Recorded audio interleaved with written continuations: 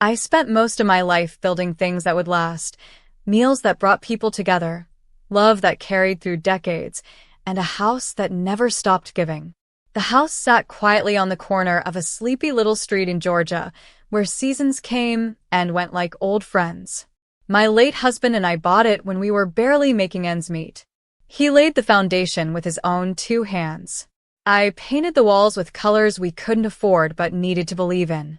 That house raised 2 children, 3 dogs, 5 cats, and held more birthdays, arguments, and bedtime stories than I could count. It smelled like cinnamon and old wood. My granddaughter Ellie grew up running barefoot across its hardwood floors, her laughter bouncing off the walls like music. When she was 5, she told me she wanted to get married in the backyard, right under the big oak tree where her grandpa used to hang fairy lights just for fun. I smiled and promised her she could. I didn't know then how people change, how love can get forgotten, and how words from someone you love can cut deeper than knives. Ellie grew up beautiful, clever, and sharp-tongued in ways that both impressed me and made me nervous. I had always tried to give her the world, even when I had nothing in my hands. I kept a small envelope in the bottom drawer of my dresser, filled with small bills, 10s, 20s, sometimes a 50 if I could save enough on groceries that month. I skipped new shoes for winter, canceled my cable, and learned to stretch soup into 2 meals just so I could add a little more to that envelope. By the time she turned 25, that envelope held over $10,000, my little treasure, saved for her wedding, her future, her dream. I didn't put it in a fancy bank account or flashy card. I put it in a soft velvet box, deep blue with a tiny pearl clasp, the kind my mother gave me when I turned 18. I thought it would mean something. I really believed that. When I handed it to her last Thanksgiving, surrounded by her friends and fiancé, I felt something deep and warm in my chest. Pride, I guess. Love, definitely. She opened it with a little smirk, and for a moment, I saw the little girl who used to draw crayon hearts for me. But that moment disappeared like smoke. She pulled the bills out like they were trash, held them up with a raised eyebrow, and said, clear as day, "This gift looks so cheap." I swear the room went silent. Then laughter. Her friends giggled like they were watching a bad sitcom. Her fiancé gave a forced chuckle and looked away. And Ellie, my sweet granddaughter, didn't even realize she had just shattered something sacred. My hands trembled. My heart dropped. I didn't say anything. I couldn't. I just stood there, holding onto the back of a dining chair, trying to remember how to breathe. That night, I sat alone in the kitchen, staring at the soft velvet box on the counter. I thought of every dollar I had tucked away, every dinner I skipped, every time I said no to something small so I could say yes to her future. I thought of the oak tree in the backyard and the way the light fell through its branches in spring. I thought of my husband, who would have told me to let it go, but I couldn't. Not this time. I looked around that kitchen and realized something that hurt more than her words. She didn't see the value in the love I gave. She only saw what it looked like to other people.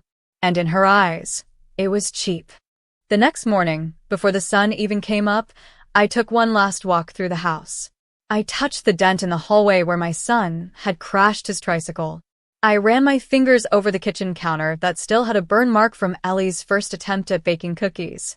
I opened the linen closet and smiled at the faded towel she always insisted on using when she stayed over.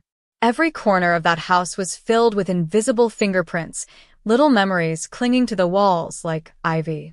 I didn't cry. Not yet. I just whispered thank you to the silence and picked up the phone. I called a real estate agent I knew from church and told her the house was ready to go. She was surprised but didn't ask questions. The listing went up that week. The house sold in 12 days. I packed only what I needed, my husband's photos, my journals, a quilt my mother made me, and moved into a small apartment on the other side of town. No garden. No oak tree. No echoes of laughter or ghosts of holidays past. Just peace. I didn't tell Ellie. Not at first.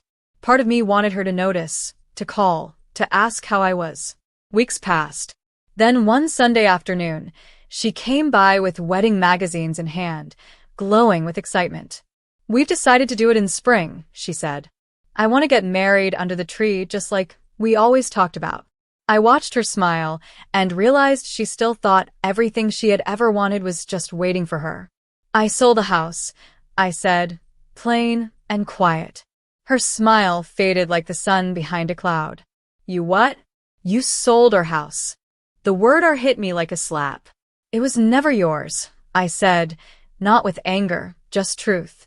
You gave it away the moment you called love cheap. She cried then. Real tears. Angry, confused, desperate. You knew I wanted to get married there. That was my dream.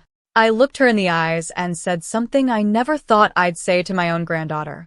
You don't get to disrespect the hands that built something and still expect to own it. She stood there for a long time, unsure of who I was anymore. Maybe she realized for the first time that I was more than just a grandma with a cookie jar and kind words. I was a woman who had spent her entire life giving, and who had finally learned when to stop. She left without saying goodbye. It's been 4 months. The apartment is quiet, but I've learned to love it. I take walks every morning, feed birds from my balcony, and read novels in the afternoon sun. Sometimes I wonder if Ellie will ever come back. Not for the house, not for the tree, but for the heart that beat for her all those years. I hope she does. But I won't wait. I've learned something in all of this. Love isn't about grand gestures or perfect appearances. It's about the little sacrifices, the unspoken efforts, the cheap-looking gifts that hold priceless value. And if someone can't see that, well, then maybe they were